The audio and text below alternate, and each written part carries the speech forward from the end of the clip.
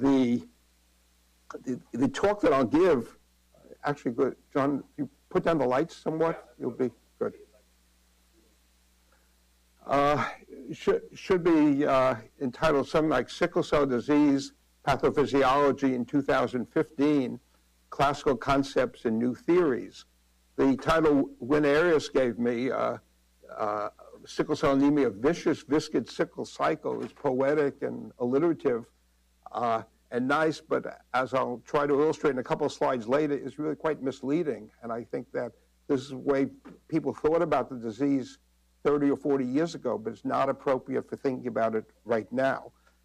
I mentioned that the relevant conflict of interest is a patent by the NIH for the use of nitrite salts for treating various cardiovascular diseases, and this is I think my only relevant conflict of interest. This slide is a scanning electron micrograph of red cells from an individual with sickle cell disease. On the left is an oxygenated red cell. On the right is a deoxygenated red cell. And this change is entirely reversible. And it's this phenomenon that Herrick saw under the light microscope in 1910, which he gave it the disease, the name sickle cell disease. I've tried to encompass 105 years of history in this slide, in which I've illustrated what I think are the major advances in understanding the disease and the fact that it has been a paradigm for studying all genetic diseases. And many of the concepts that came from hemoglobin have been found application in dozens or hundreds of other genetic diseases.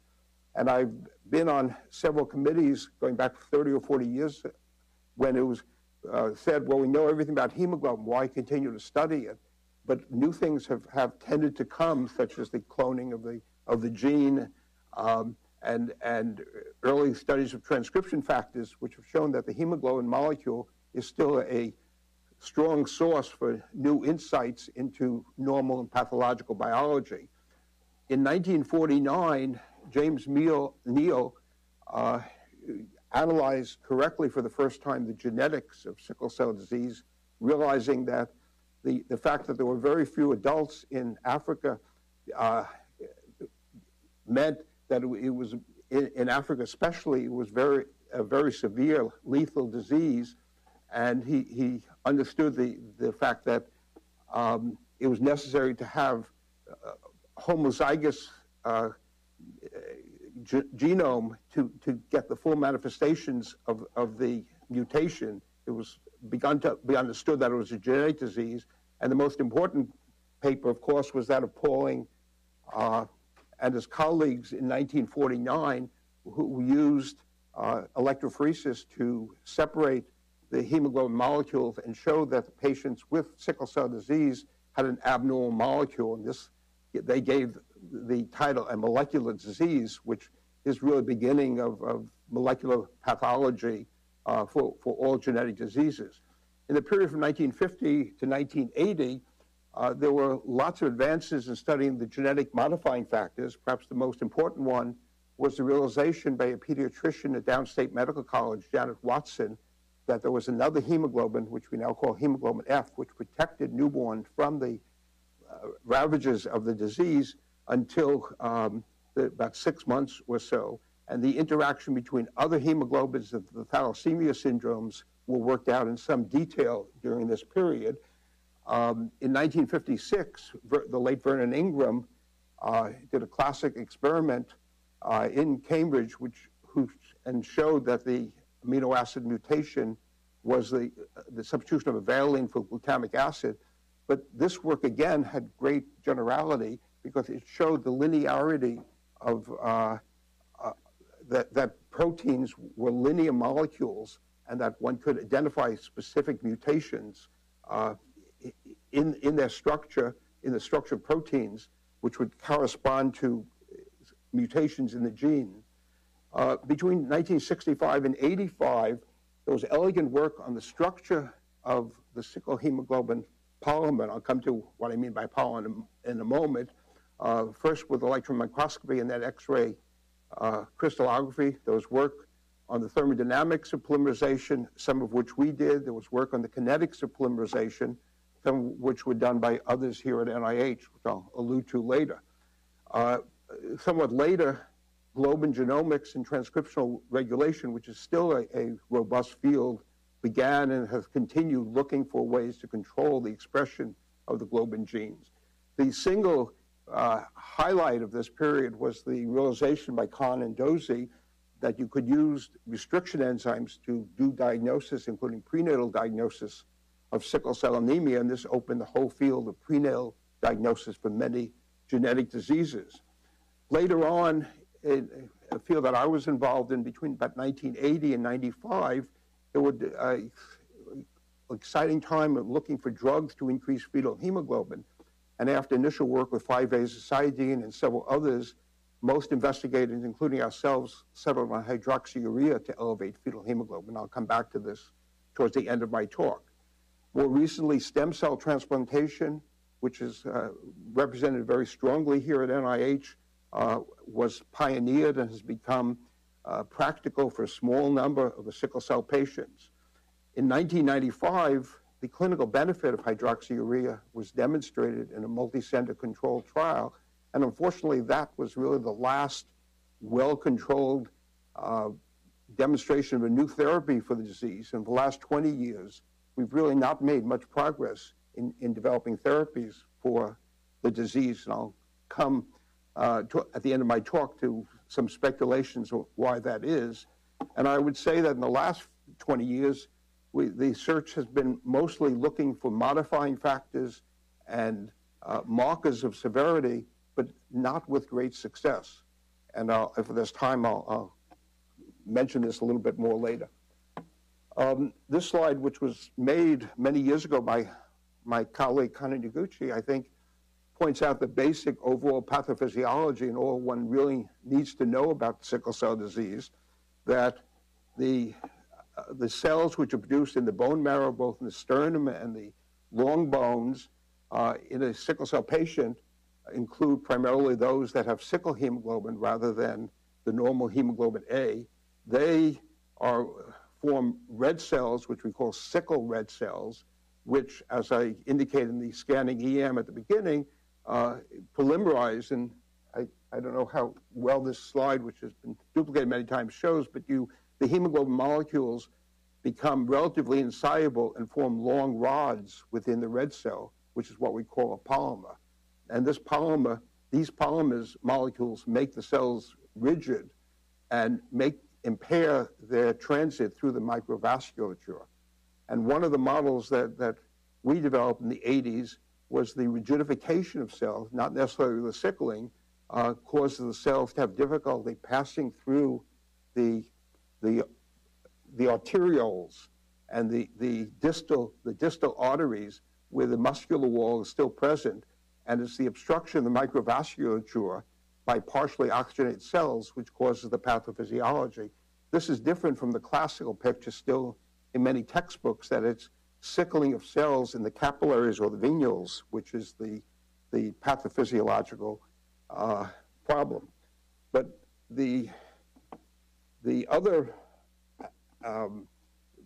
major advance that I mentioned earlier was that starting in the 1980s with the cloning of the globin gene by Sherm Weissman, Phil Leader, and others, the mutation that caused sickle cell anemia was quickly found, and that is that in the abnormal hemoglobin, the gene for the beta chain, as you probably all know, the hemoglobin consists of a dimer of dimers, dimer of alpha beta complex, and the abnormality is in the beta chain, and there a thymine is substituted for the normal adenine, and you get the valine at position 6, which causes the mutant hemoglobin.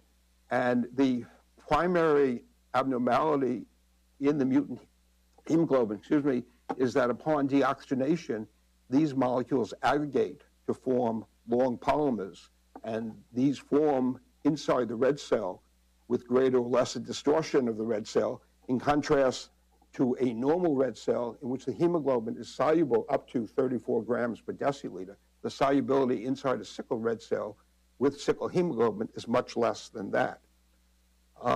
The understanding of this at the atomic level really came from the work of the late Max Perutz in Cambridge, who by 1970 had worked out a detailed atomic structure of the hemoglobin molecule. And this diagram is a schematic done by Irving Geis for a review that we published, showing the beta chains on top, the alpha chains below, the heme groups here, and the sickle mutation on one beta chain is here, and the other beta chain is here.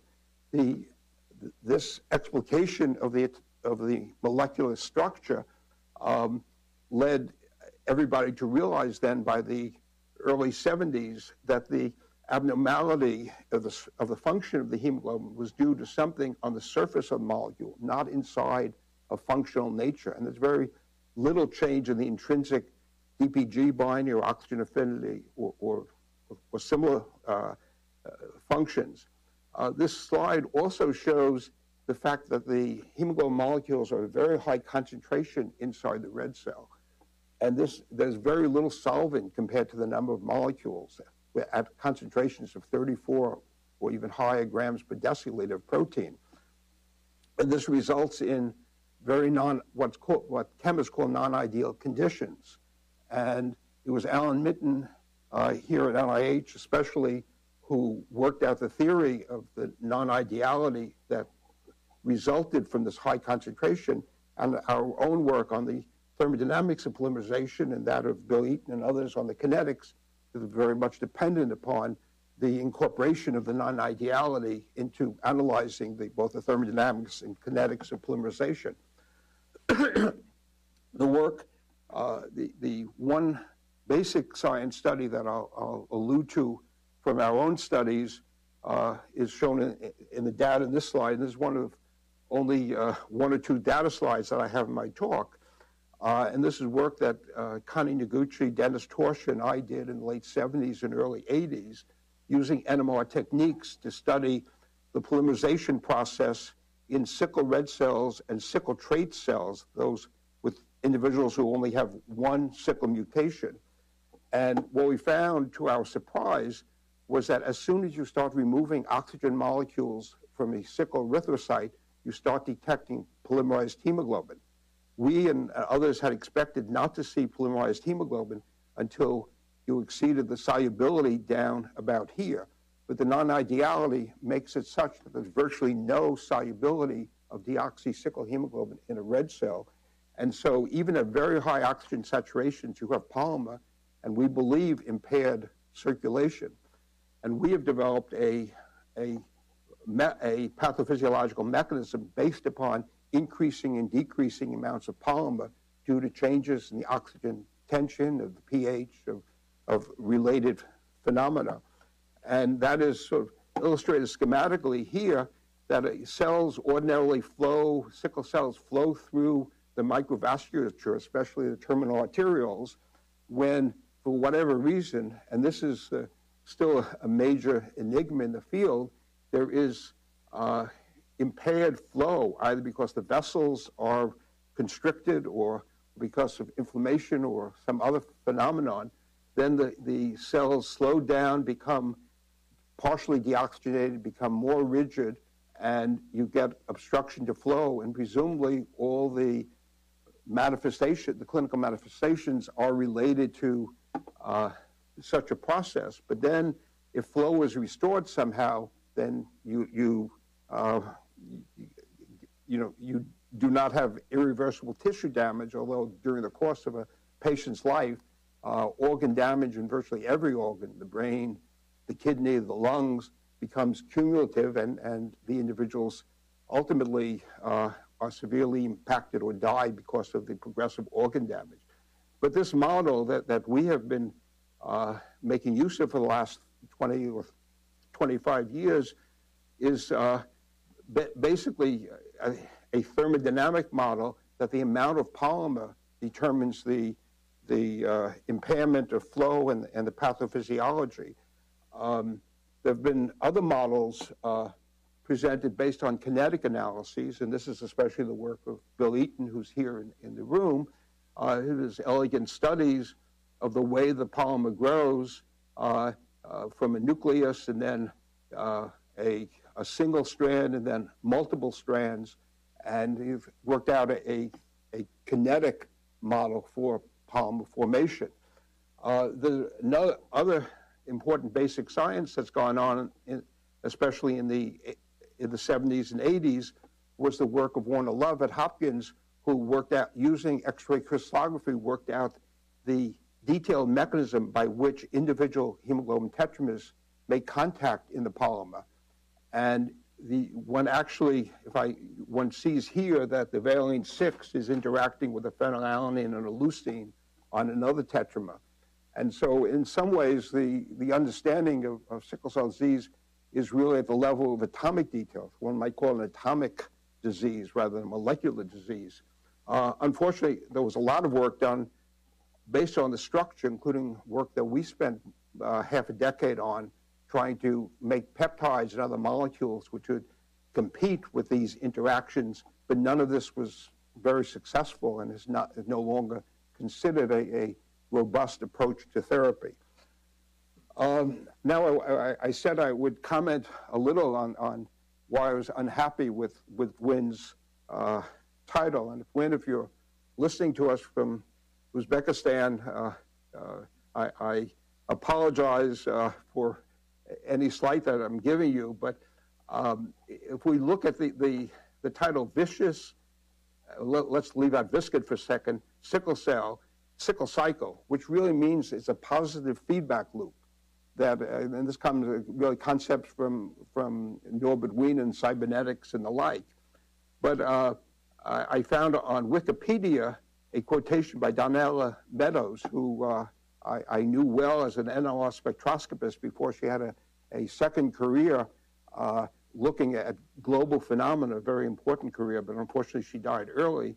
But what the quotation in Wikipedia, in the real world, positive feedback loops typically do not cause ever-increasing growth, but are modified by limiting effects of some sort. And as Donella said, positive feedback loops are a source of growth, explosion, erosion, and collapse in systems. A system with an unchecked positive loop ultimately will destroy itself. That's why there are so few of them. Usually a negative loop will kick in sooner or later. And I think it's very important because I think an awful lot of the theories for sickle cell disease don't attempt to explain what the negative loop is. And one of them, which I'll mention in a little more detail in a moment, most of these theories, you would not think that anybody would survive an episode of cell sickling or major organ damage because it would be cumulative. And I think that's not the case. That's why even in medical school, I was uncomfortable with the idea of a vicious cycle of anything. And I think certainly in sickle cell disease, it's not a valid concept. But I would like to take the next few minutes to talk about factors modifying sickle cell disease's primary pathophysiological mechanism. And we, Connie Noguchi and Griff Rogers and I prepared this kind of slide many years ago, and I've updated it a little bit. And I think it's very important to recognize that the basic pathophysiologies I've shown you before, but one can think in a systematic way about the modifying factors, either genetic, cellular, physiological, or even in deference to my psychiatric colleagues, psychosocial. And I mentioned the genetic contributions before. There's a lot of work on cellular factors like the mean corpuscular hemoglobin, red cell density distributions, membrane abnormalities, the so-called irreversible sickle cells, the number of reticulocytes, fragmentation of cells, very fashionable right now is inflammation, whatever that means, oxidative reactions, and the like. But there are also physiological ones which haven't gotten as much interest, which involve different oxygen consumption in different organs or different parts of the organ. We showed, for example, 20 years ago that the renal medulla is very hypoxic and very hypertonic, and even sickle trait cells sickle or have marked polymer, I should say, in the renal medulla of of sickle trait individuals. Cell adhesion has been a big field for 25 years, and I'll say a few nasty things about it in a moment. Vascular resistance hasn't been studied very much, but hemolysis has become a major and very controversial area in the last 5 or 10 years. And I want to talk about that a little bit. The hemolysis hypothesis, which in many ways I think is the major new conceptual framework that people have been arguing about for the last 10 years, has really 4 parts in it. And I show this because I helped develop it, but I'm not sure how true it is. And I'll comment on this. There's been a lot of push and pull on the validity of this approach, that although the anemia is generally well compensated, and neither we nor almost anybody in the field paid much attention to the anemia until about 10 years ago, the effects of intra and extravascular hemolysis may contribute to pathophysiology as much as microvascular occlusion by polymer-containing sickle erythrocytes. That, in a sentence, is why I think the hemolysis hypothesis of being an important factor in pathophysiology is that the hemolysis with circulating cell-free hemoglobin is important. Secondly, occlusion and hemolysis may contribute differentially to specific organ pathophysiology and response to therapeutic approaches such as increased fetal hemoglobin. One of the problems in the field is that people can use any of 10 or 20 endpoints to look at the effects of a drug, and sometimes there's a great effect on one but not the other.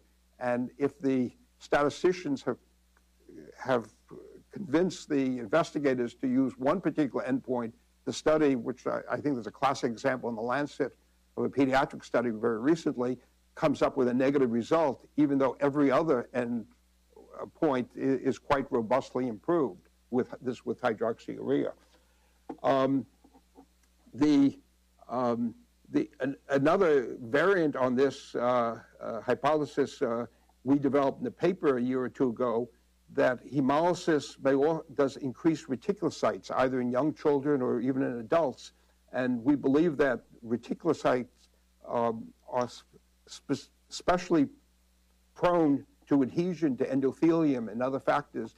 And this is not something which is ordinarily controlled for in most adhesion studies.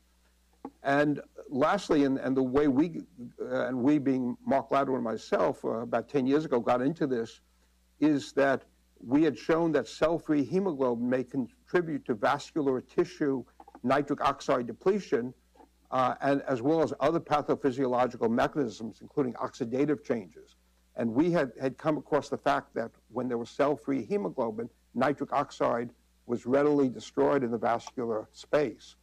And so that work, which I'll very briefly allude to now, came from studies that Mark, who's now at the University of Pittsburgh, and I did between about 1998 and 2003, when we tried to work out how nitric oxide interacts with red blood cells in the vasculature. There have been very few studies up until then of nitric oxide inside the vasculature. Most of it had concerned nitric oxide diffusing into the smooth muscle below and dilating blood vessels.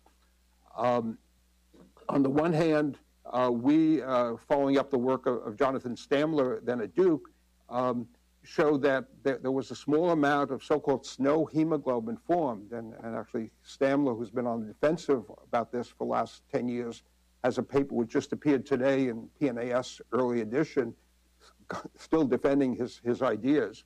We concluded instead that the real important factor in the storage and transport of nitric oxide bioactivity were nitrite ions. And I won't go into that any further. We have extensive literature on that in the last 10 or 15 years. But the other factor we discovered in studying how nitric oxide behaved in the vasculature was that cell-free hemoglobin, shown here as cell-free oxyhemoglobin molecules, readily react with either nitric oxide or nitrite ions, being oxidized to methemoglobin and destroying the nitric oxide activity by forming nitrate, which at this point is an irreversible oxidation product of both NO and nitrite. And we hypothesized that it was the destruction of NO and nitrite by cell-free hemoglobin that caused vasoconstriction and pathology. And Mark Gladwin went on to study this mechanism in detail in many patients and published many studies attributing various pathophysiologies to this model. As I indicated before, there's been a lot of pushback about this recently. In more recent studies that I've done with Barbara Picknova and Chuck Natanson of critical care studying nitric oxide metabolism in dogs, we've concluded that the nitric oxide destruction by cell-free hemoglobin is probably more important in extravasated hemoglobin, when the hemoglobin goes into the vascular wall or the end organs, the kidney or the lung, and is much less important within the vascular bed. And so we are trying to modify the hypothesis to support what I just showed you is shown more schematically in this slide, where cell-free oxyhemoglobin binds readily NO or nitrite and forms nitrate as well as methemoglobin. Now, as I indicated before, a moment ago, is that Mark Gladwin, in studies that I was not involved in here in the clinical center, during the about 2005 to 2010, developed a model with Greg Cotto, who's recently left to go to Pittsburgh with Mark, a model of sickle cell phenotypic severity, which separates a viscous vaso-occlusive component from a hemolysis endothelial dysfunction, and has listed certain clinical characteristics as being primarily due to the vaso-occlusion or to the endothelial dysfunction. And this is the model that is, I think, has certain explanatory values, but is not generally accepted as of yet. But I think it does make the important point that drug therapy may improve one set of symptoms or signs of the disease and not another set. And the assumption that one will find a drug that will improve all aspects of the disease in all organs, I think, is simplistic, and we have to have a somewhat different approach. I mentioned briefly that I also have a little problem with Wynn's viscid. I mean, I thought that wasn't a problem because I thought it was synonymous with viscous or glutinous. But I actually looked it up on the Wikipedia Webster-Merriam dictionary and found that viscid actually has two meanings I didn't realize. The first being having an adhesive quality or sticky, and the second, or covered with a sticky layer. And the second being having viscous. And I think what has happened in the last 15 or 20 years is that people have focused very greatly on this adhesive quality, which is called adhesion. And there is a vast literature on that, which must include 100 or 200 major studies and dozens more. And the different laboratories have, this phenomenon was first identified in 1981 by Bob Hebel at the University of Minnesota, and he did in 1981 what I think is still the only attempt at a clinical correlation between adhesion and clinical severity. It's amazing that for 35 years, I don't know of any other major clinical study that was done. It would be nice if further studies were done. But it has led to a growth industry in using sickle cell mice to study the disease. And I think there are at least 20, if not 30, adhesion molecules that have been implicated. Each group believes their adhesion molecule is important and the others are not. And I think the pathophysiological models that have developed from this, and at the risk of insulting my friend Paul Finetta a little bit, this is from a review that he wrote a few years ago, and you see these models become enormously complicated. And I think when a model for how adhesion affects pathophysiology is as complicated as this, you might as well go home and start again. But I probably should not have said that. But anyway, let me just go into the home stretch, that I think the way of looking at sickle cell pathophysiology that I've gone through makes one able to define 10 or 12 significantly different pathophysiological mechanisms that might be basis of therapies, of therapeutic approaches. And I've divided these into replacing sickle red cells, which is really what exchange transfusions or standard transfusions do. You can replace the sickle cell precursors, is what bone marrow or stem cell transplants do. You can increase hemoglobin F to inhibit hemoglobin S polymerization, and I'll mention a little bit how that works in a moment, is what hydroxyurea does do and is now approved by the FDA for that purpose. These are the three approaches to therapy which are robust and are used clinically every day, basically, or frequently. Now one can get into one can decrease intracellular hemoglobin S concentration, which would change the kinetics of polymerization greatly, and there were extensive studies, especially in Europe, trying to use magnesium salts and other compounds to do that, but without great success. You could do direct inhibition of hemoglobin S polymerization by small molecules. As I mentioned, I and Connie Noguchi worked on that for a number of years, and it's too difficult to get the molecules into the red cell at high enough concentration to be effective. One can increase microvascular blood flow, and this is really the reason that Mark Lauder and I started studying nitric oxide, and I think it's still possible that nitric oxide in an inhaled form or administered in a nitrite under the kinds of things that our patent covers might be useful. Replacing hemoglobin S gene therapy, which is moving forward with the hemoglobin genes, is still probably 5, 10, 20 years away, but is now, thanks to the work in Paris and other work, is now more realistic than it was when French Anderson first enunciated this in 1985. One can increase hemoglobin oxygen affinity, and as Chris knows, this is still somewhat controversial as to how beneficial it would be, but there's now the drug that was developed here in NCATS, AS103, which is being extensively studied, and at the hematology meetings in San Francisco in December, I discovered there were 2 or 3 other major companies with their own oxygen modifying drugs, and some of the preliminary data looks very good. In general, there's just a spurt of activity on pharmacological development. I think not all for the better, because with the patent protection now and orphan drugs, I mean, the companies, if they can get some benefit, that they could stand to make a lot of money from Medicare and Medicaid, and I'm not entirely happy about that situation. Cyanate, which was the focus of great enthusiasm, probably had its major effect in this mechanism. Red cell adhesion, the propranolol seems to be the only really important drug right now being clinically tested. There's interest, as I mentioned, in inflammation, and David Nathan and his colleagues have been studying adenosine receptor antagonists. So there's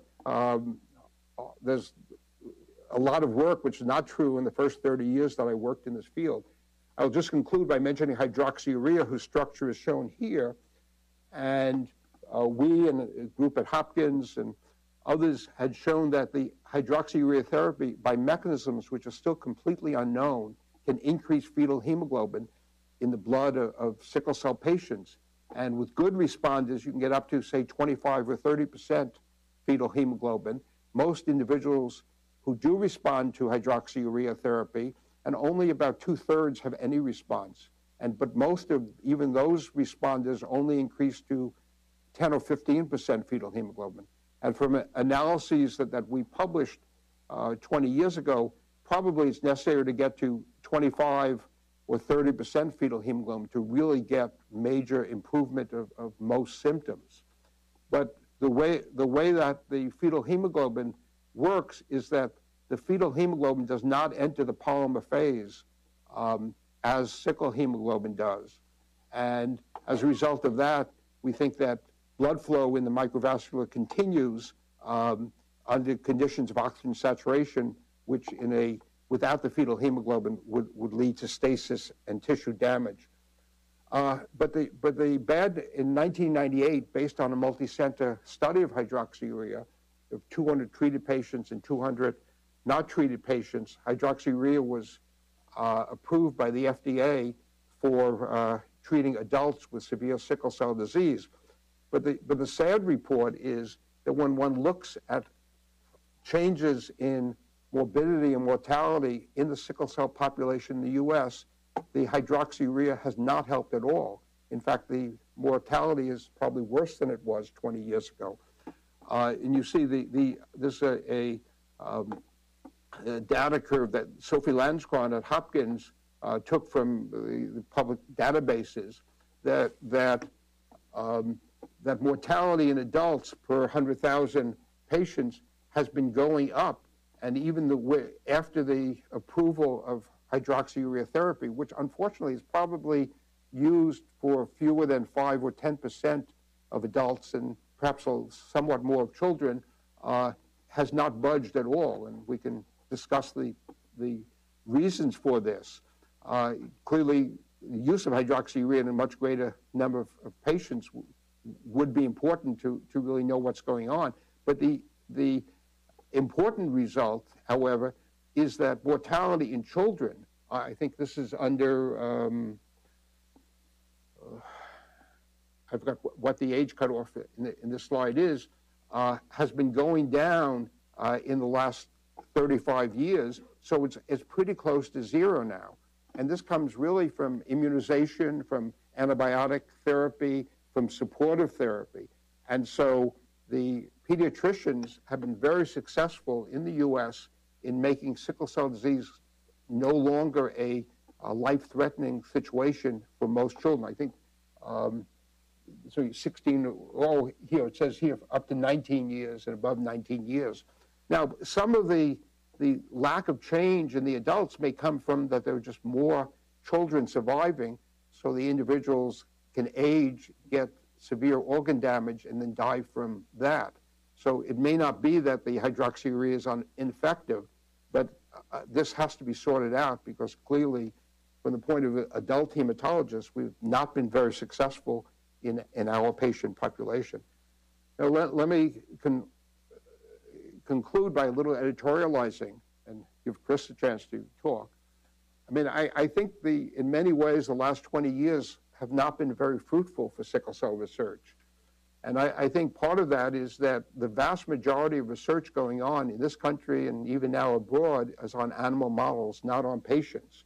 And some of the people in this room know my feeling about sickle cell models or animal models in general, but I think it's very difficult to determine the disease-modifying factors in people from studying mice. The rodents have very different circulations than humans do. And we really need detailed clinical follow-up and identification of the risk factors involved in patients. And in fact, there was an important editorial and commentary by Mike DeBaun in JAMA last September, just as I was making up this slide for the first time, about the need for evidence-based medicine in sickle cell disease. That 1995 study is about the only study that's accepted as by the evidence-based medicine people, and they need a lot more. I think that we must distinguish major pathophysiological mechanisms, such as occlusion and perhaps hemolysis, from secondary or tertiary effects. The literature is just replete with studies of phenomenon that I think are minor modifying factors and not the fundamental causes of pathophysiology, which might lead to robust therapeutic targets. And then, as I implied in the last couple of slides, hydroxyurea, which almost certainly is beneficial for adults and not established for children, but very likely to be beneficial for children, must be better used than it is in the community right now. And there have been several meetings here and at the FDA trying to decipher why it's not more widely used and better used. but that's still an ongoing project. So let me stop now and turn the podium over to Chris.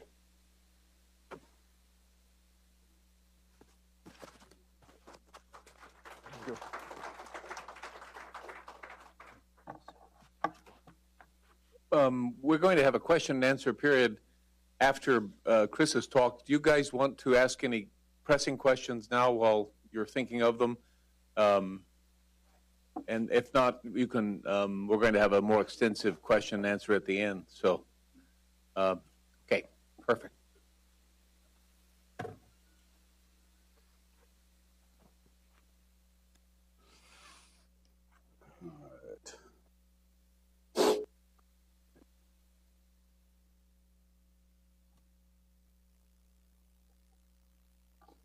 So while we're getting the slides up here, I hope you realize what a tour de force you just heard. I don't know if you know who Alan Schechter is, but you should know who Alan Schechter is. And I think you probably know, at least have some appreciation of the giant he is in this field. You're really privileged to hear him talk about this field, and as am I. It really struck me listening to Alan talk that in many ways this story is an exemplar of human genetics. And if you go through the list of people that he mentioned, Linus Pauling, Sherm Weissman, Phil Leader, Max Perutz, and even a young man that he didn't mention, the young man named Francis Collins, who got his start working on globin with Sherm Weissman, and has gone on to other things, lost to follow-up since then. And so I'm really not going to try to tell you anything more about sickle cell per se. What I'm going to do, though, is to try to complement what Alan just told you by using sickle cell as an exemplar for translation, which is how I think about it. I'm a geneticist by training, and so when I was growing up in Phil Leader's department, as a matter of fact, it was very clear to all of us that sickle cell is an embarrassment, frankly, to the genetics field. This is a disease that molecular basis of which was determined in 1949. It's now 65 years later, and there is still no molecularly directed therapy. And so when the Genome Project was getting finished, and I came to NIH right around this time, and there was all of this hype that probably a lot of you remember, when the genome's finished, the scales will fall from our eyes and all diseases will go away. A number of people raised their hands and said, yeah, but hold on a second. What about sickle cell disease? You guys have had that gene for 60 years, and you haven't necessarily developed a therapy directed to that molecular defect. So when I was at Genome, actually, for the first 9 years I was at NIH, we did spend quite a while on sickle cell, but for reasons that Alan was talking about and others, we were not successful in really moving this field forward. And then something fell in our lap, which I'll tell you the story of, and it's a happy story so far, and I think it illustrates some of the pitfalls as well as the promise in this space. So the promise is this, and if you've ever seen Francis talk, he loves this slide. And it's actually, as long as we're busy talking about people who say things they shouldn't on slides, Francis should not have the word disorders here. What this is actually, this is conditions with a known molecular basis in OMIM. So the blood group antigens are also in OMIM, and I don't think anybody would argue those are disorders. But anyway, they are entries in OMIM. And so whenever I show this slide, and I show this slide almost every time I give a talk, I have to ask, what was the original genetic disease? And I can tell you, only one person has ever gotten that answer. And interestingly, the answer was Alfred Johnson, the head of ORS, and here, Office of Research Services, got the answer to that question. And he's not even a scientist. And I said, guys, you got to know the history of your field. So don't forget that. 1949, Linus Pauling. And then pretty much after that, it was pretty much slow until the mid-'80s. And this has happened. So 2015, there's almost 5,500 disorders. And most of these are disorders. Not all, but conditions that are in OMIM. And you may remember that there was, down here was, this was cystic fibrosis, Huntington's disease, but it was a really very small number, 50 or below, until what happened here. And what happened there was large amounts of sequence data started getting put into public databases as part of the Genome Project in the mid-'90s. That was the sequencing phase of the Genome Project. And then what you notice is that the number of that identifying Mendelian causes of Mendelian disorders became something that literally undergraduates can do. I don't know what undergraduates are going to do now because, you know, we're kind of topping out here. I guess they'll have to go back to do whatever. Well, what did I do when I was in college? I studied irrelevant things, and so I guess people will go back to that now. But and this is the good news. And certainly when I was in training down here or back here, we had a lot of phenomenology, but not a lot of causality. But the bad news is this: that a generous number, and this is probably an overestimate, depends on what you mean by therapy, of these disorders, molecular defined disorders. These are mainly Mendelian disorders now that have any therapy is very small. So out of those 5,000 or more, less than 500 have any treatment. Now, to some degree, this is a time issue.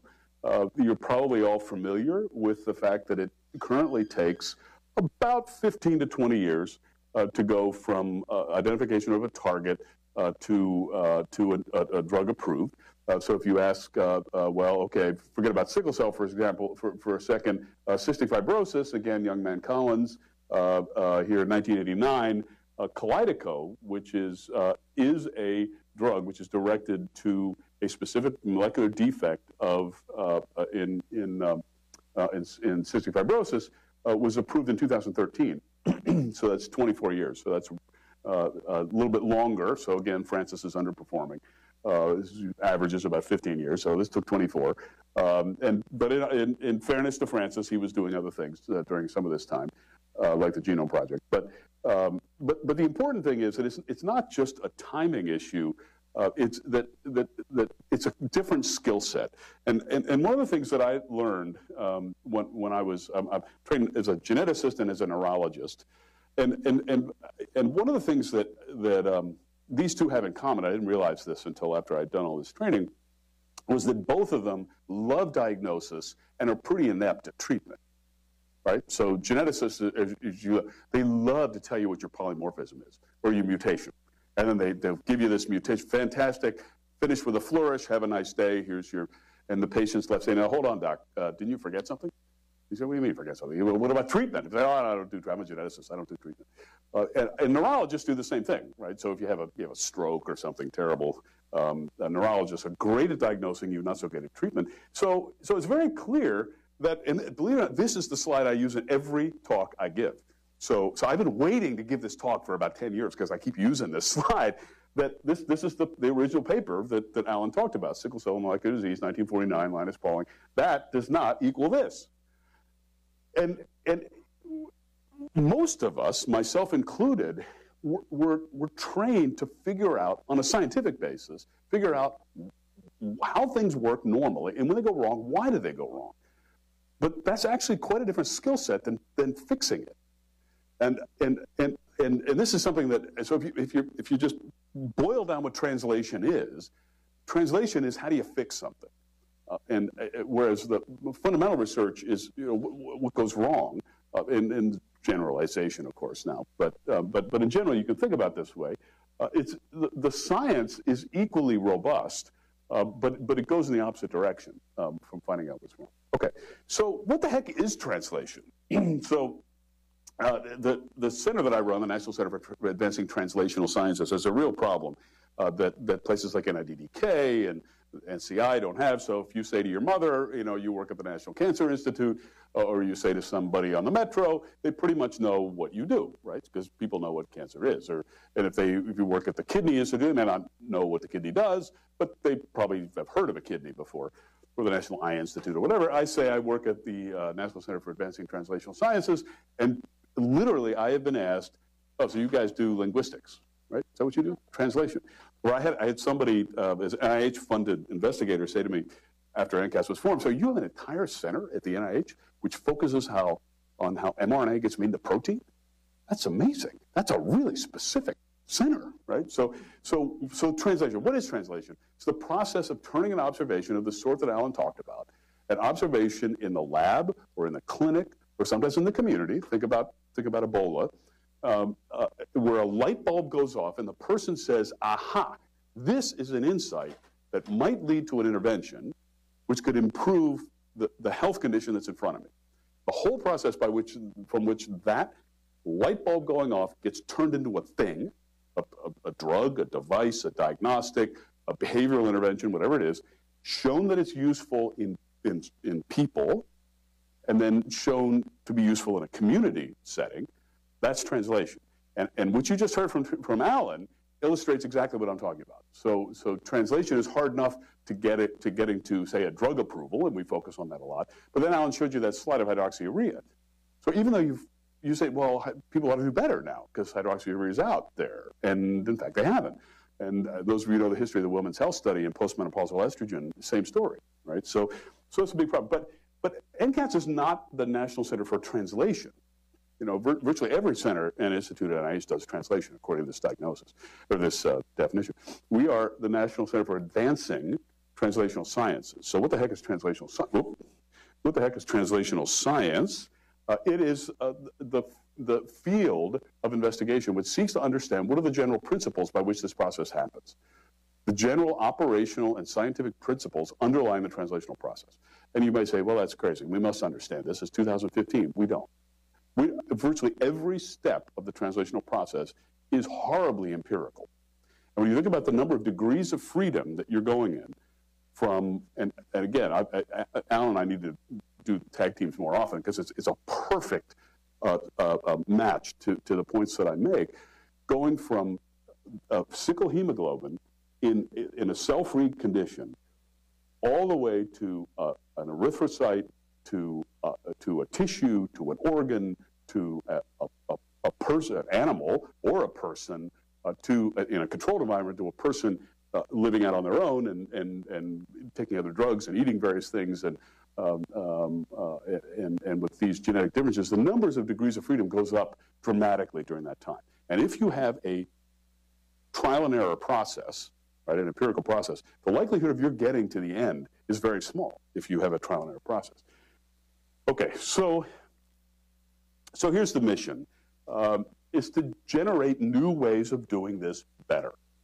New innovative methods and technologies that are enhanced the development, testing, and implementation of diagnostics and therapeutics. So we have every disease to study, all 7,000 diseases, but we don't try to handle all of them at once. These are kind of the problems that some of the problems that we work on.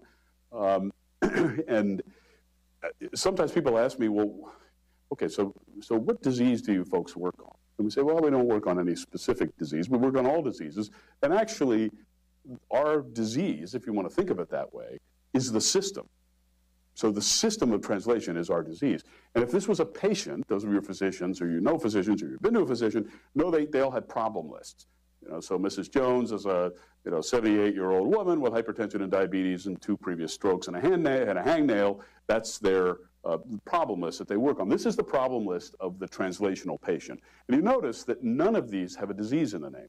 So the problems of the translational, in the translational process are generic, whether you're working on sickle cell disease or osteoporosis or Menkes disease, they're common problems. This is one of the reasons why they haven't been solved. So these fit into what economists would call the tragedy of the commons. That is, there are problems that are everybody's problem in general, but nobody's problem in particular, so nobody works on them, because it's always somebody else's problem. Until NCATS came around, and these are our problems. But if you have 7,000 diseases to study, and you got to go all the way from target validation all the way to public health, you can't possibly study every disease. So the only way you can do this is to use this 3Ds paradigm that I've required people to tattoo under their foreheads at NCATS, which is that we take these problems, like we're looking at here, develop new ways of doing them, new technologies, new paradigms to develop them, demonstrate in individual use cases, like sickle cell, that they work better, and then disseminate them so that the rest of the research community can use them. And these are the scientific initiatives. They fit into the clinical space, the preclinical space, and a general re-engineering space. The only one I'm going to talk about is the sickle cell project that fits within this Therapeutics for Rare and Neglected Diseases program. And it's worth spending 30 seconds to explain to you why we started this program back in 2009. Back when I first came to NIH in 2003, we started a program to allow public sector researchers to have the kinds of access to technologies and expertise that I had when I was at Merck, which is where I came from. I was at a pharma company before I came here, but without the short-term commercial imperative that you have in a pharma, but to do it at scale with the same people, the same technologies, the same deliverable-based culture, the project team structure, all that stuff. And we were really successful in doing that and going from targets to proof-of-concept molecules. But the problem then became, well, these are proof-of-concept molecules that are useful in a cell or an animal. And researchers started to say to us, well, you know, I'm really grateful for all of this. You're going through the assay development, high-throughput screening, medicinal chemistry, chemical informatics, and now I have this. I've got some great papers, you know, as a result of this. But now, you know, I actually want to treat this disease. So who do I call? And at the time, there was nobody to call. And actually, the first person who asked me that question was Lou Stout, who some of you probably know, who's now the head of the Office of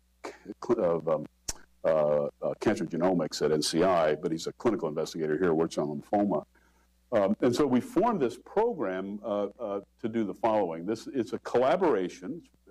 It's a really unusual model, but it's the way everything at NCATS works. It's a collaboration between NCATS labs, intramural labs, who have preclinical drug development experience. Currently, it's about 150 people. About 80% of them come from pharma or biotech.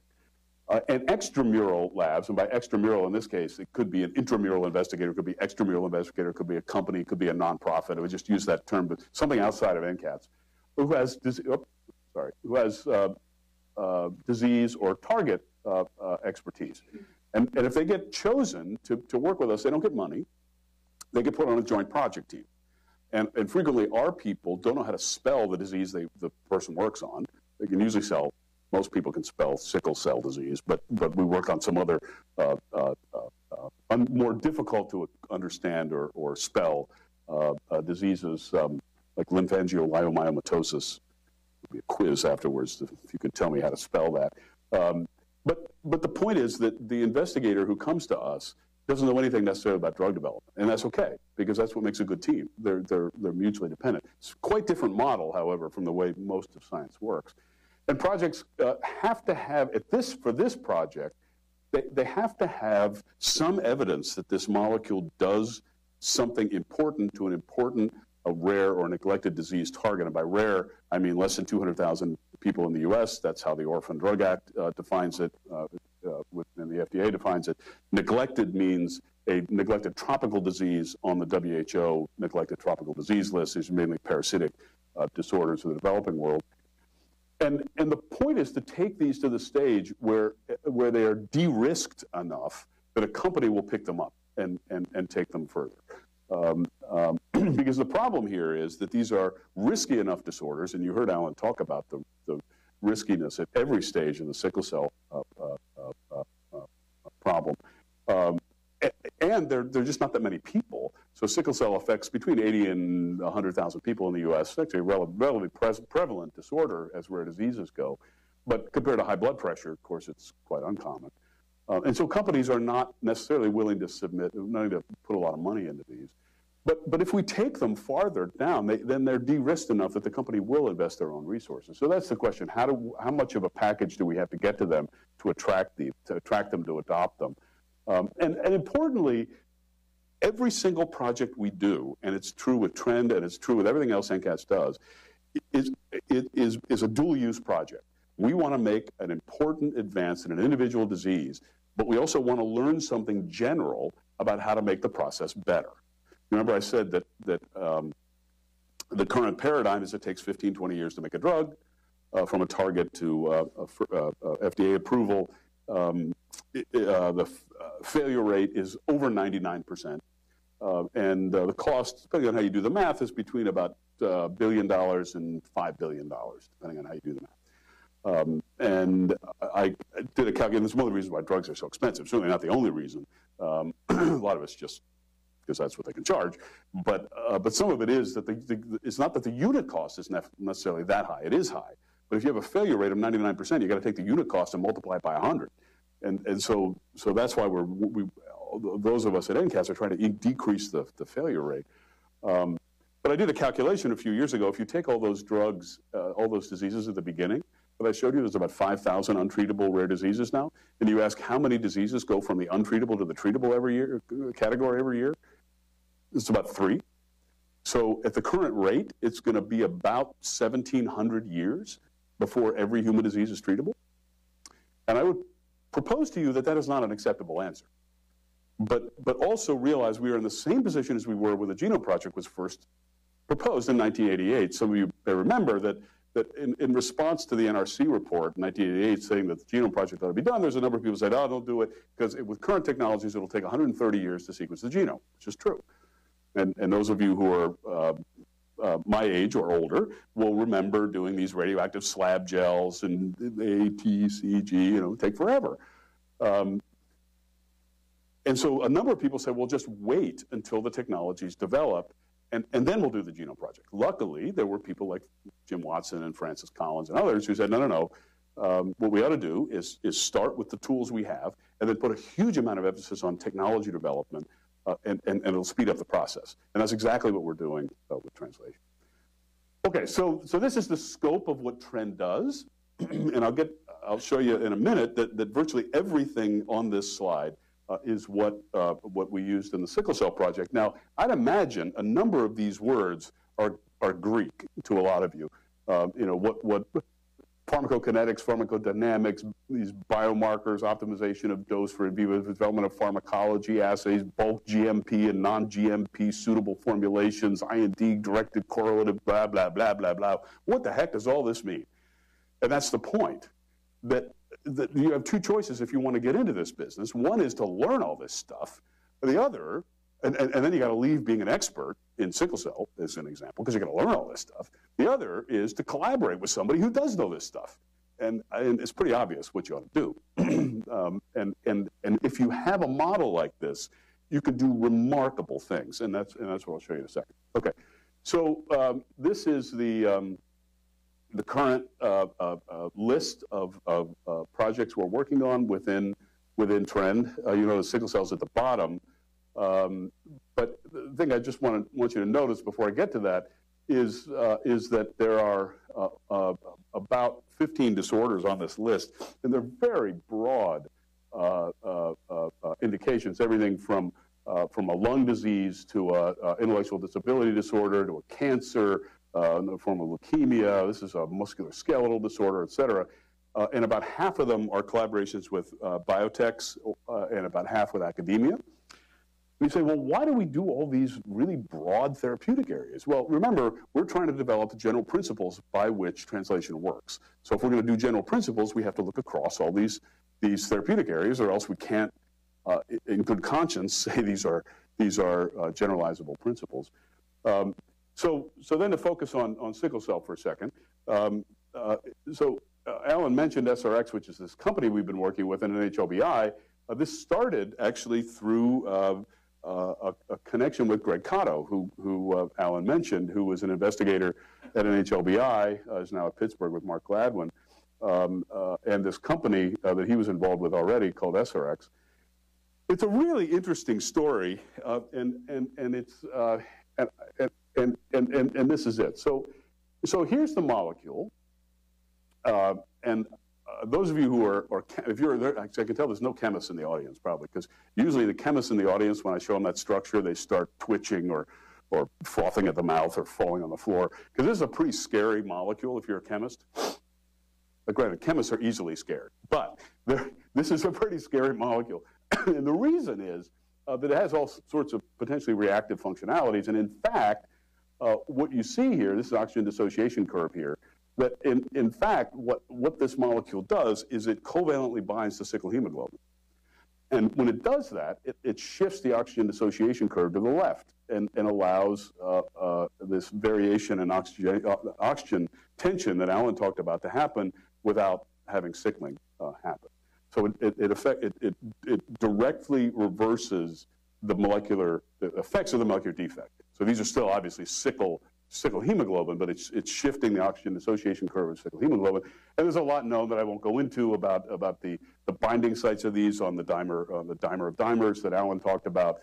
We know exactly where these things bind and what the mechanism is and all of that stuff. But what was striking was that there's a really striking anti-sickling effect of this drug, placebo and then a dose response of this compound. And so where did this compound come from? Interestingly, this compound was first identified at Virginia Commonwealth University about 15 years ago by a pharmacology professor, but he, like a lot of people, just didn't know what he had to go through to get this thing to patients. He's a pharmacologist, and so this sat not getting really moved forward by anybody until for a number of years, until somebody named Steve Seiler, who was the CEO of this little company, SRX, was a two-person company in Boston, identified this mechanism, this disease, unmet medical need, this compound, the mechanism, and said, this is crazy. Why is nobody developing this? And this is an important thing to understand. Why did nobody develop this? So if you're a translational person, there are 4 kinds of risk that you worry about. They are the 4 horsemen of the apocalypse when it comes to developing a drug. They're chemical risk, target risk, clinical risk, and regulatory risk.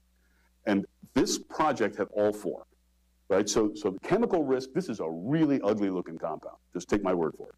Target risk, covalently binding to sickle hemoglobin? Are you kidding me? This thing's going to covalently modify to every other protein in the proteome, cause all kinds of toxic effects. Nobody will be able to tolerate this. Turns out it's not true, but that was the concern. Clinical risk, Alan talked about this. These patients are in chronic pain. A number of them are on chronic opioids. They get reputations as drug seekers. They begin to view themselves and are viewed in many places as sort of social outcasts. They're not within the clinical trial system. It's very hard to do clinical trials in this disorder, like it is with a lot of other disorders. And regulatory risk, actually the FDA has a really bad history, which I don't have time to go into, of reviewing sickle cell drugs. That was really is very well known within the biotech community, with a company named Icogen, particularly a few years ago. So even though this package was fantastic, directly affects the molecular basis of a really important disease, and has preclinical evidence which suggests that this is really going to have an important effect, this was dead in the water. So Steve and Greg came to me in 2010, and they showed me this, and I said, you got to be kidding me. Yeah, we're going to work with you on this. And what was necessary was some animal tox studies, what's called in the vernacular of the industry. So if you ever want to be known, you know what you're doing in drug development, just say, here's a CMC issue. Just doesn't even matter if you know what that means. Just say it's a CMC issue. People will be impressed. So CMC means chemistry, manufacturing, and quality control. What that means is, can you convince the FDA that you can make the compound that you say you're making, characterize it to show them that it is what you think you're making, and that you can do it over and over and over again. And that's CMC. And then regulatory issues. So we collaborated with them on all of these issues. And importantly, we went from signing the agreement with this company to being in patients in less than a year. So this can happen incredibly quickly. And the reason it happened is we were focused on the patients, full stop. We didn't say who's going to get credit for this. We didn't say who was the IP, blah, blah, blah. And it really can happen this fast. So then subsequently, we've done a phase 1A, 1B, 2A clinical trials, initially at the clinical center and now more recently at Quintiles. Greg did all the original work and now it's been done more recently by CRU. Okay, so these are all the things that Trend did. And the important thing is that this was a team effort bringing together Greg's expertise in sickle cell disease, the company's expertise in the drug, and our expertise in how to develop a drug and design clinical trials to show that it's effective. I'm not going to go through any of these, but just these are the things that had to be done. Okay, so what were the accomplishments? We got through all of this. So what this means, pre-IND, IND means an investigational new drug application. That's what you have to, it's a mother may I to the FDA before you put a drug into people. You have to get permission from them, so that's an IND. In order to get an IND approved by the FDA, you have to do pre-IND work. Of course, most of that's toxicology. And another thing you should know if you really want to be within the cognoscenti, you got to be able to say ADME. ADME means absorption, distribution, metabolism, and excretion. That means, when you take the drug, what do you do to it, and how do you get rid of it? Turns out, for reasons we still don't really understand, red blood cells really love this molecule, this compound, and they take it up and they concentrate it in red blood cells, which was a real gift to the sickle cell community. We still don't understand why that is. Partially because of that, we think it has a very wide safety window. As a matter of fact, we had to make a whole bunch of more compound to show to get to a level in animals to show some sort of toxicity. Something you may not know is that the FDA will not let you put, with rare exceptions, will not let you put a compound into people until you can show the dose at which it causes toxicity in 2 animal models, a rodent and a non-rodent. Now this drug is so benign that we had to make another several kilos of the drug to get the dose high enough, the concentration high enough to actually make the dog sick. It was just incredibly stupid, but because we're giving grams and grams of this stuff to the dog. So even though it has this mechanism, which seems very scary, turns out that it's something which we're all taught in biochemistry doesn't happen, but does happen. It's actually a reversible covalent inhibitor. So it is a reversible reaction, which is supposed to be not the same thing as a covalent because they're supposed to be irreversible, but keep in mind that it is a covalent mechanism. It's not a hydrogen bonding or anything like that, or hydrophobic. It actually is a covalent interaction, but it's reversible. That's partially why it has a wide safety window. We spend a lot of time with our colleagues at the FDA, sitting down with them and saying, look, folks, if we're going to develop this thing, you got to stop messing around with what the regulatory clinical endpoints are and be straight with us about what you want. And if we do those clinical endpoints, you agree that you're going to approve the thing to go forward. And partially, I think, because we were from FDA, from NIH, and we had Greg, what the FDA said was, of course, they couldn't say this publicly, but privately they said, and I don't mind saying this, we trust you all because you're from NIH. We know that you are not trying to sell us, literally or figuratively, on a compound in order to get a financial return. Because as you all know, if you get a financial return at NIH, you go to jail, right? So it's pretty clear that we have no conflict of interest. And so that really helped move this thing forward. Then we did a phase 1 safety trial in healthy African-American volunteers, non-sickle and non-sickle trait, and then in sickle cell patients, and then a 2A trial in sickle cell patients, and it has no safety signal as far as we can tell, and some initial clinical proof of concept, which I'll show you just briefly in a second. So this lead molecule that I showed you got to proof of concept, phase 2, proof of concept in people showing safety and efficacy in less than 3 years. And it's now the most advanced anti-sickling agent in development, as Alan said. So here's a slide that actually Steve Seiler made, and I love that he's our partner on this from SRX. By the way, anybody know AES? That's short for Asclepius. Anybody know who Asclepius is? He was not a geneticist who worked on globin. He was This is the physician who came up with the caduceus, you know, the snakes around the. You guys know what I'm talking about, do you? Yeah, you talk to one of these MD folks. You know, they can tell you what a caduceus is. That's where Aeschylus comes from. So, as I mentioned, this thing came from Virginia Commonwealth and was licensed by this guy, Steve Seiler. And we have these data here that I showed you. And just in case you can't see this, as before incubation, almost all cells are discocytes. That's not a cell that you find at a disco. That's a cell that has some irreversibly sickled cells here. And then you add more and more of this compound, and there's almost no sickle cells. Okay, and here's the shift of the oxygen association curve that I showed you. So that was great. But we had these hurdles. And what were the hurdles? Well, the first was to demonstrate that there was some specificity here, that we weren't going to covalently modify every protein in the proteome, so we had to do that. And then we had to clarify what the pharmacokinetics were, that is, what happens when a patient takes the drug. And DM means drug metabolism, that is, how does the body get rid of the drug? Again, not something that at least I learned when I was in school. PD refers to pharmacodynamics. So basic way to think about this is pharmacokinetics is what your body does to a drug. Pharmacodynamics is what the drug does to you. So pharmacodynamics means what's the clinical benefit that happens from this drug and over what time period and what kind of tox is there? Because every drug has positive and negative effects. And then we had this merry-go-round of CMC, manufacturing and control. That's always a joy with the FDA because they're real sticklers, and they should be for impurities. Really, is what they're looking for. And then another thing that I never learned when I was in college: how do you or in medical school or in training? How do you formulate a drug so that it gets absorbed? And how do you make a pill so there's the right coating on it, gets absorbed in the right part of the GI tract, all that stuff. And then, of course, you got to get to human testing. And what happened was that this company was dead in the water because they couldn't get through the CMC, the tox, or any of the human testing, because FDA was in no way going to let them move forward, nor should they have at the time. So, and again, Steve, this guy, made the slide, so I take no credit for this.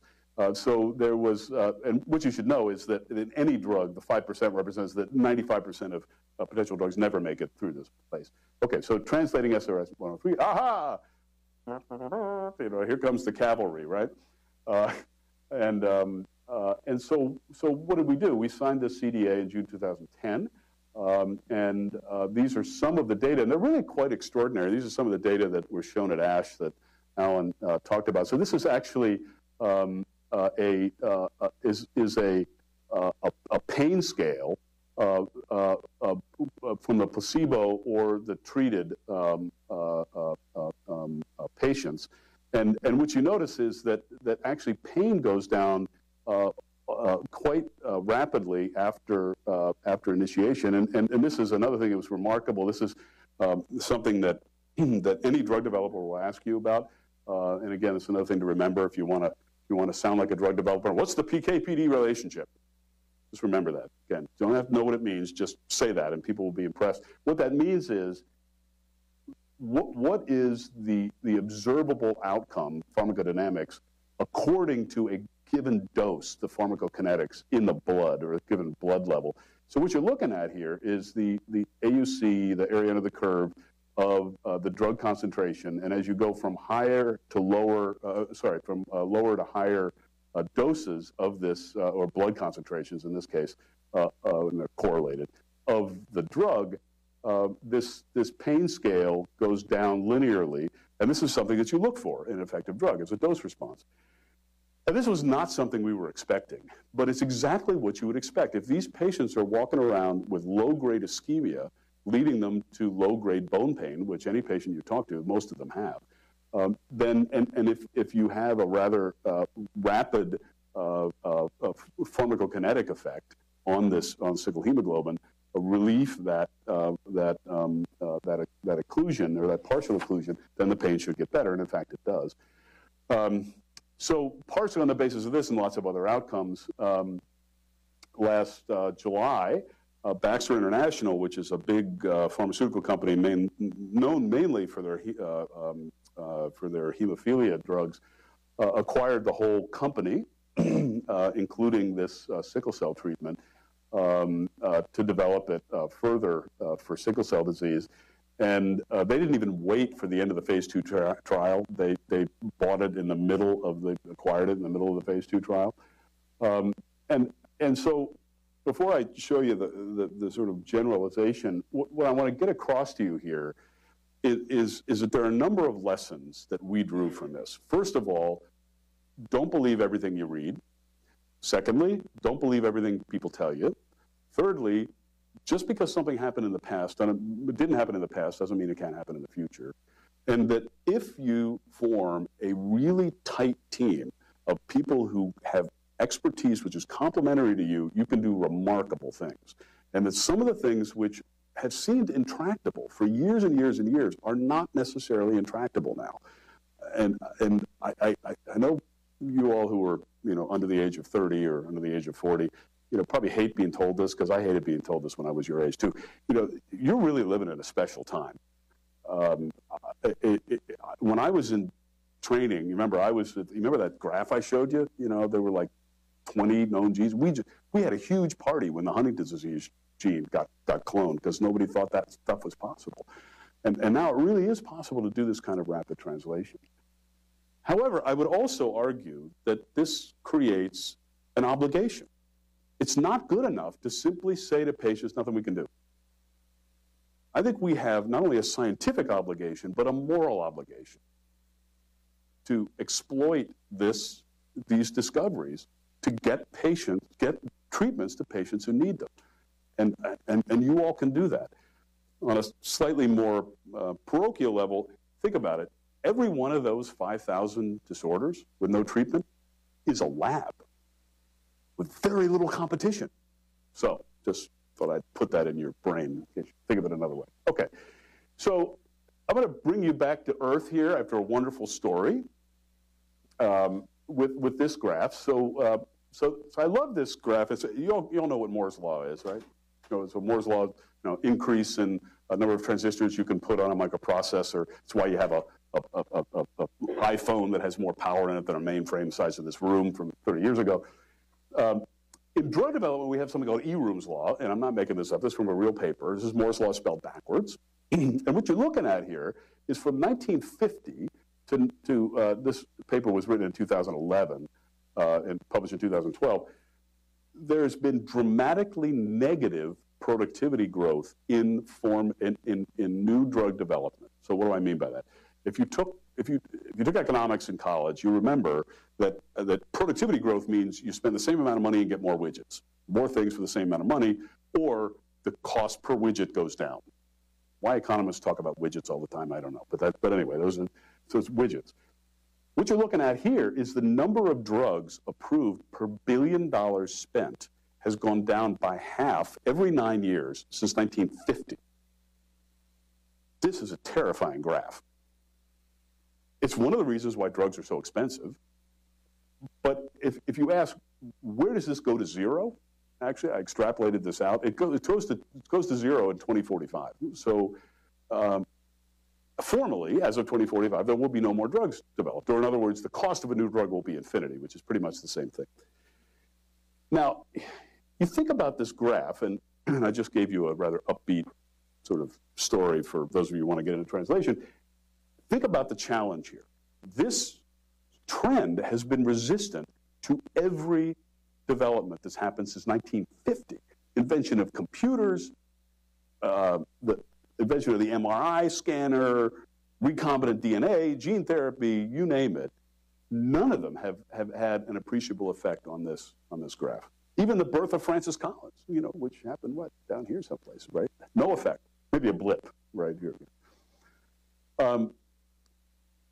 This is really terrifying, but it's one of the reasons that NCATS was formed. And there's a lot of reasons for this, but I would argue that the reason for it is what we started with.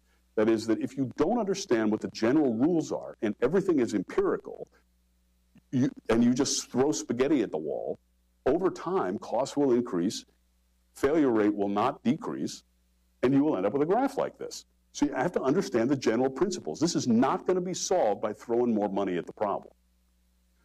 So you might say, well, is this bendable at all? And here's just some initial data suggesting to you that what I showed you for sickle cell disease is not an exception. It's not a one-off. So this is a little complicated, but just stick with me here. It's the last slide. This is a paper in Science Translational Medicine in January. What we did here was we went to, we were interested in what Trend did, and one of its related programs called Bridges, which is a related program at NCATS, did in rare diseases, was on a systematic level better, faster, cheaper than the conventional. Because the argument would be that by innovating in this way, we really would bend that curve. And the good news is that the preliminary data is that it is bendable. So what you're looking at here is the probability of success. Remember, I said the probability of success is very low at any of these stages. So you look at this, the preclinical probability of success is about 70%. Phase 1 here is about 70%, 75%. Phase 2 is about 50%. So you multiply this and the previous ones, and that's how you get a very low rate. So the red ones are orphan diseases everywhere else, rare disease everywhere else. The orange ones are the Trend Bridges projects, considerably more higher success rates. If you look at, so the success rate's higher. If you look at the costs, the conventional costs are in the red here, and the NCATS costs are in the orange here. And for the most part, the duration is the same or shorter. So what this suggests is that this really is bendable, but it's only bendable if you take a dramatically different approach to this problem than has been done before. And the good news here, and what I really want to leave you with, is that it really is. I think we know how to do this now. We got a long way to go, but we need people like you who will commit themselves to all the other patients who need them, who need you, and the incredibly fascinating scientific problems that those diseases represent. So if you're interested in more about NCATS, everything that I showed you is run by our acting scientific director, a guy named Anton Semyonov, who's a physical biochemist by training, doesn't know anything about medicine. Well, maybe he knows a little bit now, but very little before, and then everything is on NCATS, and you can follow us on Facebook and all that other stuff. So Alan and I would be glad to answer whatever questions you have, as much heckling as you can do, the better, because Alan and I have given a lot of talks like these, so the more heckling, try to ask a question we've never been asked before. Thank you.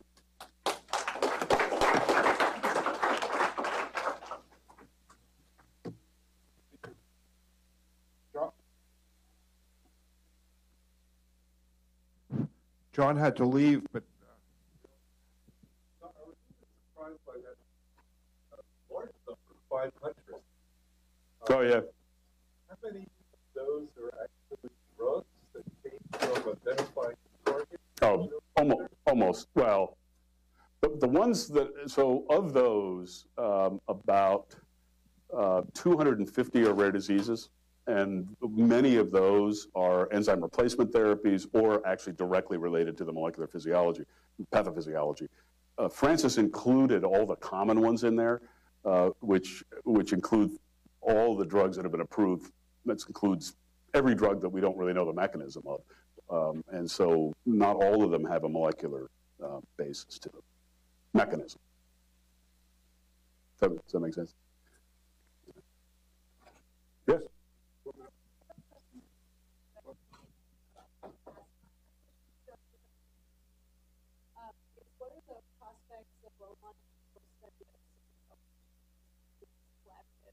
Along the lines of what the No. okay. The first question, we're supposed to repeat the question. Yeah, I forgot that. Yeah. I should ask. There's a very good question before this 500 number of drugs that I showed at the beginning. How many of those actually are directed against the molecular pathogenesis of the disease? Only about half of them, I would say, maybe a little less, because it includes all the ones that are developed for common diseases, not just rare diseases. The second question was, what is the chances of there being a longitudinal study of sickle cell patients similar to studies done in the pediatric oncology community?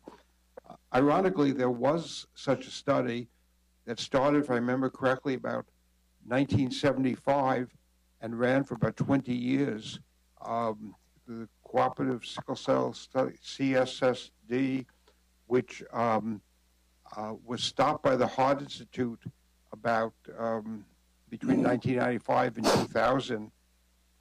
It generated, I think, a lot of useful data, but by the late 90s, that type of work was becoming less fashionable, and there was competition before the doubling of the NIH budget from 1998 to 2003, and so that was on the chopping block, and there was a lot of push against the cessation of the cooperative sickle cell study. I think there's somebody here in the back who was the statistician on that study, Liz.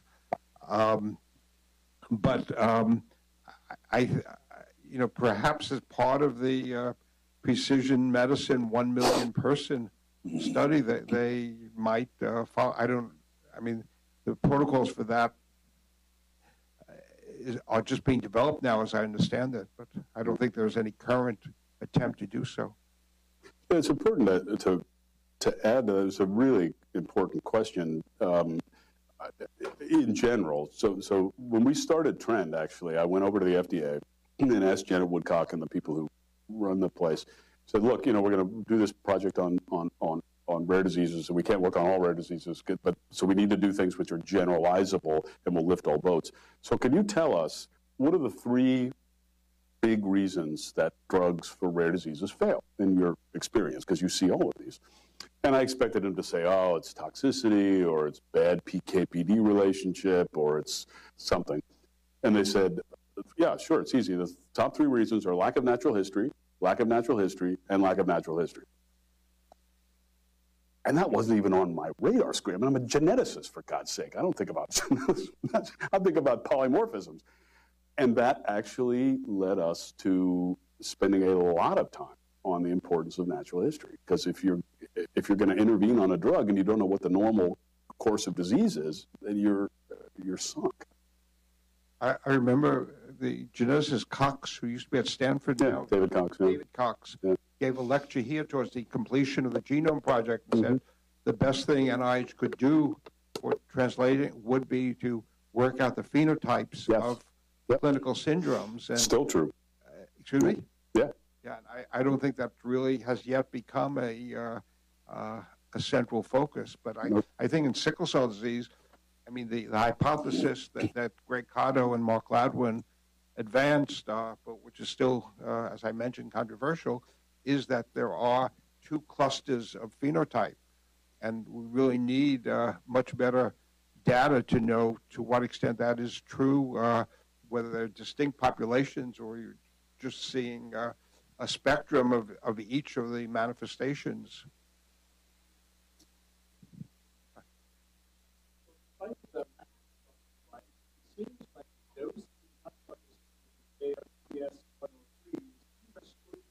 Yep. Yep.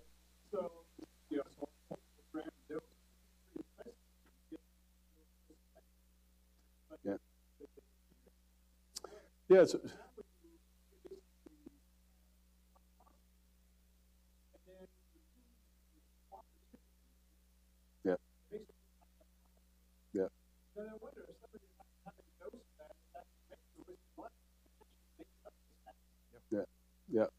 It's It's a good question.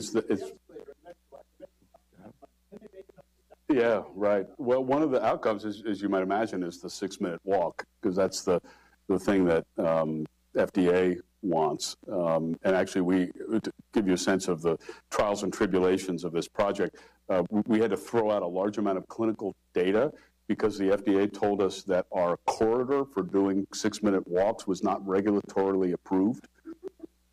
Because it's quite remarkable. It's like calibrating your spectrophotometer. You got to calibrate your corridor, right? So, anyway, but I think you're right. What's interesting about this drug, which gave us hope even early on that it wouldn't have major toxic effects, is it's actually used in Germany as a food additive, and for a variety of things. So was it based on vanillin, if I remember correctly? Yeah, so it actually had been studied by the National Toxicology Program at NIHS. They'd spent $2 or $3 million doing tox studies on this thing.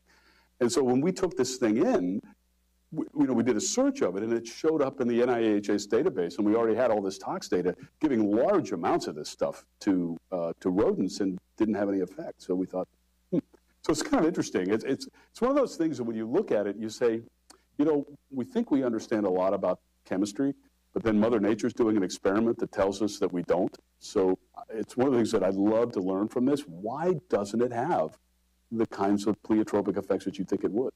It's really interesting. Yeah. Yes, in the back.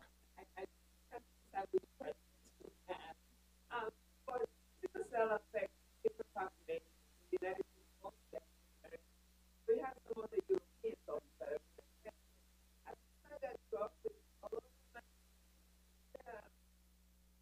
it's prevalent among the population. I don't need an answer, but the prevalence expands we have. But what is happening? And different populations.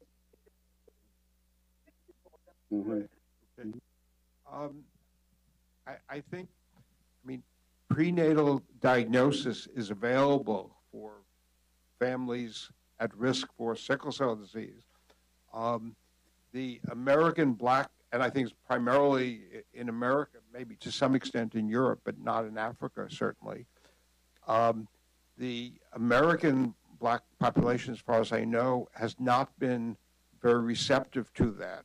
Perhaps in part because the disease is so varied in its manifestations, especially in children, that people feel that they can deal with it. This is in contrast to the population with Cooley's anemia or thalassemia, which have been much more accepting of prenatal diagnosis and therapeutic abortion. And so to my knowledge, the prevalence has not changed in America or in Europe. Treatment is gradually getting better in Africa.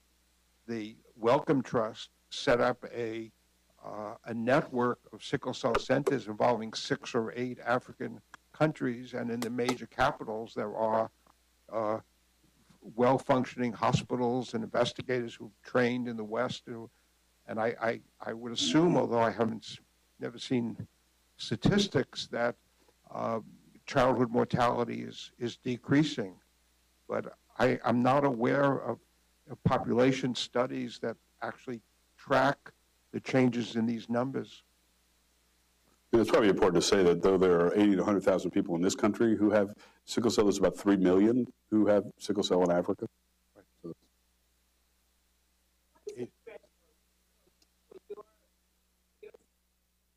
So for what, sorry? Oh, we use the FDA definition, which is 200,000 people in the United States or less. Yeah, which is that's a pretty generous number. And in case you're wondering, what was that number based on? It was a wag, as they say.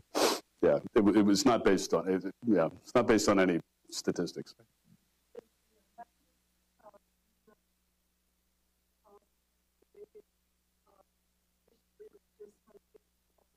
Yes, the question is the mechanism of thalassemia sufficiently related to that of sickle cell disease that therapies might be beneficial?